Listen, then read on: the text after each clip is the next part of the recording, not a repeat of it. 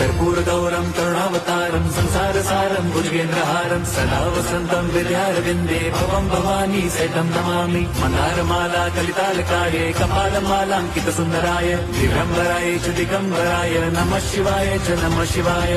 लोकांगण वंदित चरण डोळ्यान पाहिन रूप तुझे प्रेमे अलिंगिन आनंद पूजिन भावे ओवाय न म्हणे मम त्वमेव माता पिता त्वमेव बंधुश्च सखा त्वमेव विद्या द्रवणं त्वमेव सर्वं मम देवदेव। कायेन वाचा मनसेन्द्रियैव बुद्ध्यात्मना वा प्रकृति स्वभावात् करोमि यद्यत् सकलं परस्मै नारायणायति समर्पयामि। अच्युतं केशवं राम नारायणं कृष्णदामोदरं वासुदेवं हरिं श्रीधरं माधवं गोपिकावल्लभं जानकीनायकं रामचन्द्रं भजे।